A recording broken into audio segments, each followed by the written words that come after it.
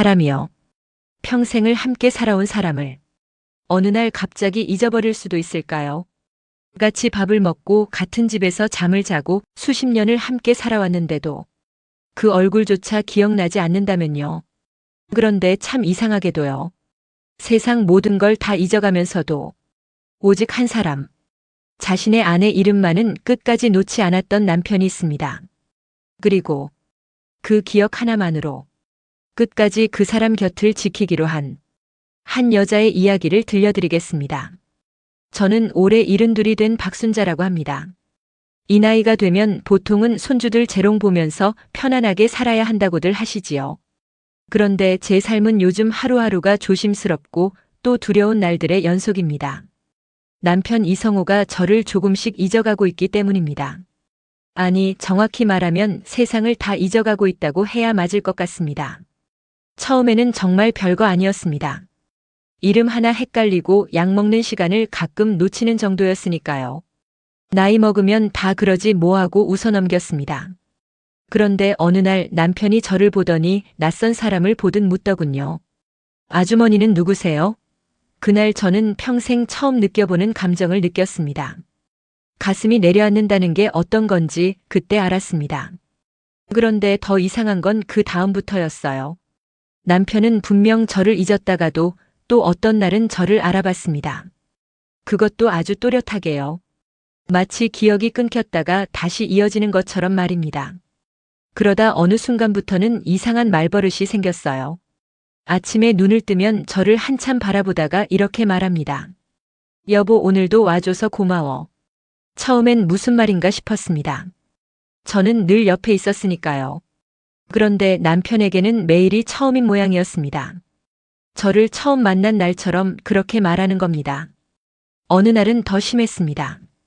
제가 부엌에서 밥을 하고 있는데 남편이 슬그머니 다가와서 정중하게 말했습니다. 혹시 여기 사시는 분이세요? 저는 순간 웃어야 할지 울어야 할지 몰라서 그냥 고개를 끄덕였습니다. 그러자 남편이 수줍은 얼굴로 말했습니다. 그럼 저랑 같이 밥 한 끼 드셔주실 수 있을까요? 그 말투가 젊었을 때 저에게 처음 데이트 신청하던 그 말투와 똑같았습니다. 그날 저는 부엌에서 몰래 울었어요.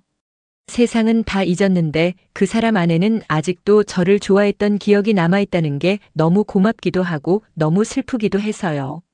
남편은 이제 집안에서도 자주 길을 잃습니다.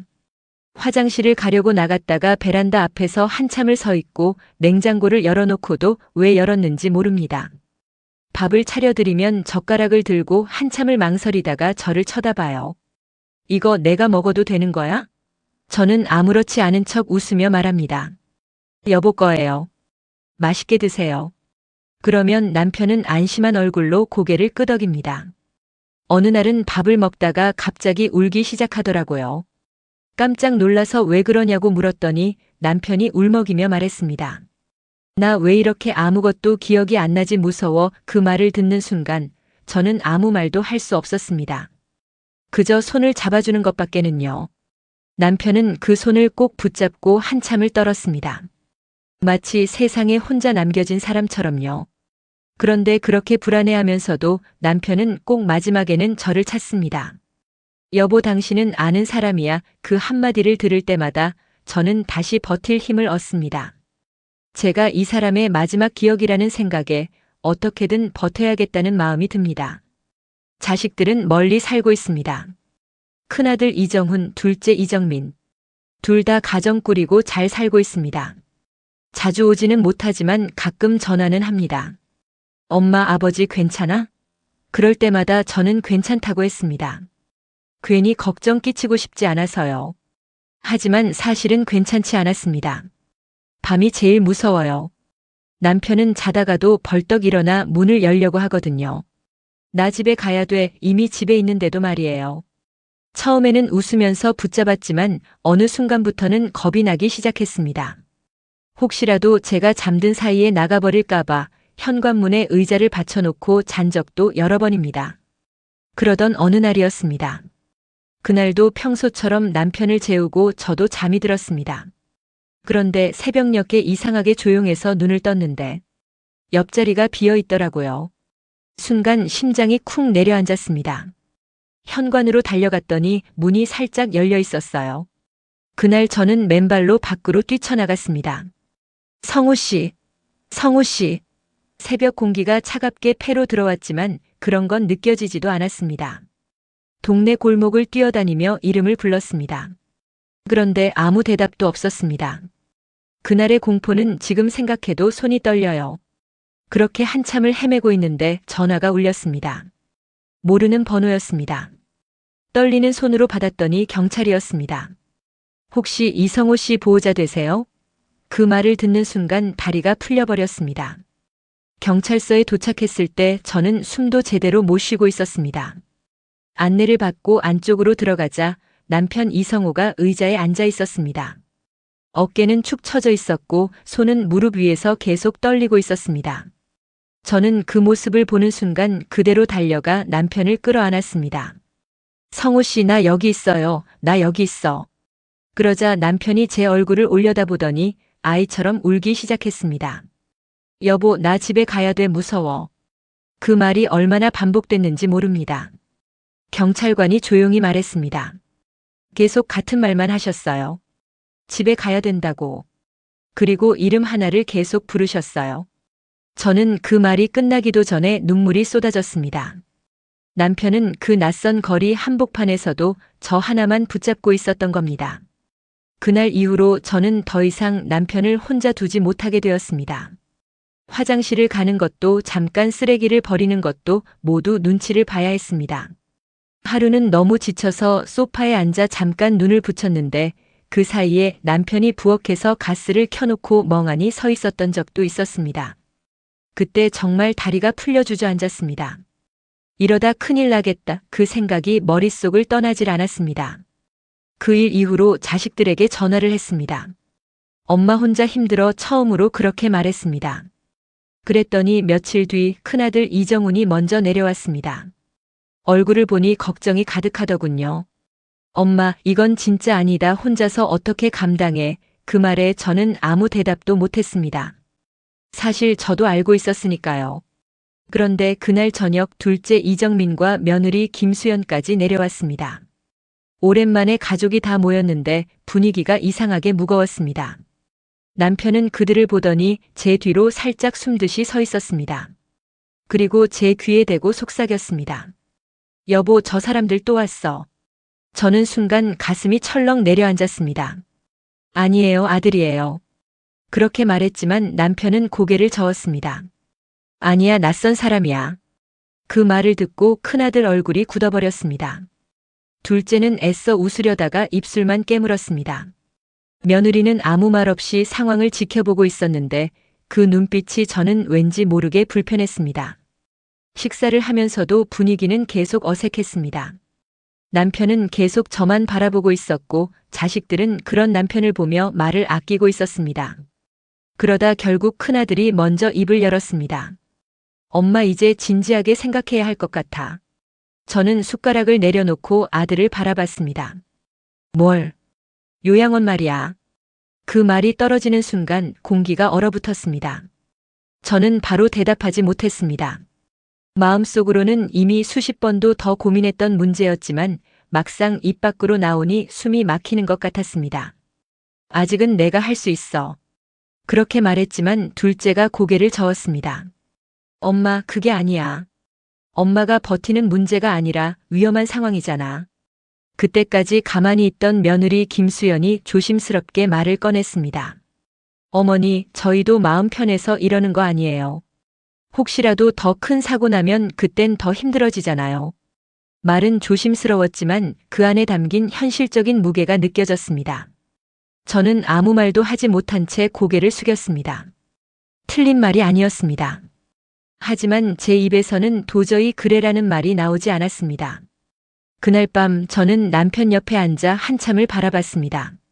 남편은 아무 일도 없다는 듯이 제 손을 잡고 있었습니다. 여보, 오늘도 와줘서 고마워. 그 말을 듣는 순간 가슴이 찢어지는 것 같았습니다. 이 사람은 지금 이 순간도 저를 기다리고 있는 건데 제가 이 사람을 어딘가에 맡긴다는 게 저는 도저히 받아들일 수가 없었습니다. 며칠 동안 자식들과의 대화는 계속 이어졌습니다. 처음에는 조심스럽게 이야기하던 아이들도 점점 단호해졌습니다. 엄마, 이건 선택이 아니라 필수야. 우리도 계속 내려와서 볼 수 있는 상황 아니야. 그런 말들이 쌓여갔습니다. 어느 날은 며느리와 둘이 부엌에 있게 됐습니다. 김수연이 설거지를 하다가 말했습니다. 어머니 혹시 오해하실까봐 말씀드리는데요. 저희도 어머니 생각해서 이러는 거예요. 저는 가만히 듣고 있었습니다. 그러자 김수연이 말을 이었습니다. 지금 집도 그렇고 나중 생각하면 정리할 건 정리하셔야 될 것 같아요. 그 말을 듣는 순간 손에 들고 있던 행주가 축축해졌습니다. 저는 아무 말도 하지 않았지만 마음 한쪽이 싸하게 식어가는 느낌이었습니다. 그날 밤 저는 혼자 거실에 앉아 오래된 사진들을 꺼내봤습니다. 젊었을 때 남편과 찍은 사진, 아이들이 어렸을 때 웃고 있던 모습들. 그 모든 시간이 한 장 한 장 넘어갈 때마다 가슴이 저릿했습니다. 그때 문득 생각이 들었습니다. 이 사람은 평생 가족을 위해 살았는데 마지막을 혼자 보내게 하는 게 맞는 걸까? 그런데 일이 더 크게 터진 건 그 다음 주였습니다. 남편이 또 사라진 겁니다. 이번에는 비가 오는 날이었습니다. 저는 잠깐 빨래를 널고 있었는데 뒤를 돌아보니 남편이 보이지 않았습니다. 현관문이 활짝 열려 있었고 바닥에는 젖은 신발 자국이 남아 있었습니다. 저는 우산도 없이 뛰쳐나갔습니다. 비가 얼굴을 때리고 있었지만 그런 건 느껴지지도 않았습니다. 성우 씨, 어디 갔어요? 목이 쉬도록 불렀습니다. 한참을 찾다가 골목 끝에서 사람들이 모여 있는 게 보였습니다. 가까이 가보니 남편이 바닥에 넘어져 있었습니다. 무릎은 까져 있었고 손에는 흙이 묻어 있었습니다. 저는 그대로 무릎을 꿇고 남편을 끌어안았습니다. 왜 이렇게 나왔어요? 왜? 남편은 저를 보더니 힘없이 웃었습니다. 여보 집에 가려고 했는데 길을 모르겠어. 그 말을 듣는 순간 저는 더 이상 버틸 수가 없었습니다. 병원까지 다녀오고 집에 돌아왔을 때 자식들은 이미 결정을 내린 상태였습니다. 엄마, 이제 진짜 안 돼. 큰아들이 단호하게 말했습니다. 둘째도 고개를 끄덕였습니다. 이번에 진짜 큰일 날 뻔했어. 그리고 그날 그 말이 나왔습니다. 이번 주 안에 요양원 알아보고 모시자. 남편은 그 말을 이해하지 못한 채 저만 바라보고 있었습니다. 저는 아무 말도 할 수 없었습니다. 입이 떨어지질 않았습니다. 그날 밤 남편은 잠들기 전에 제 손을 꼭 잡았습니다. 그리고 아주 작은 목소리로 말했습니다. 여보, 나 혼자 두고 가지 마. 그 말을 듣는 순간 저는 결심하게 되었습니다. 그날 밤 저는 한숨도 자지 못했습니다. 남편 이성호는 제 손을 꼭 붙잡은 채 잠이 들었는데 자다가도 몇 번씩 깨서 저를 확인했습니다. 눈을 뜨면 꼭 제 얼굴을 찾았습니다. 여보 있지? 저는 그때마다 여기 있어요 라고 대답했습니다. 그 짧은 대화를 몇 번이나 반복했는지 모릅니다. 새벽녘이 되어서야 남편이 깊이 잠든 것 같았습니다. 저는 조심스럽게 손을 빼고 일어나 거실로 나왔습니다. 그리고 아무 생각 없이 장롱문을 열었습니다. 마음이 너무 복잡해서 뭐라도 해야 숨을 쉴 수 있을 것 같았습니다. 옷가지들을 하나씩 정리하다가 맨 아래쪽에서 오래된 상자 하나가 눈에 들어왔습니다. 먼지가 쌓여 있었고 제가 기억하기로는 거의 건드린 적 없는 상자였습니다. 이상하게 그날은 그걸 꼭 열어봐야 할 것 같은 기분이 들었습니다. 뚜껑을 열었더니 오래된 사진 몇 장과 낡은 수첩 하나가 들어 있었습니다. 손에 쥐는 순간 알 수 있었습니다.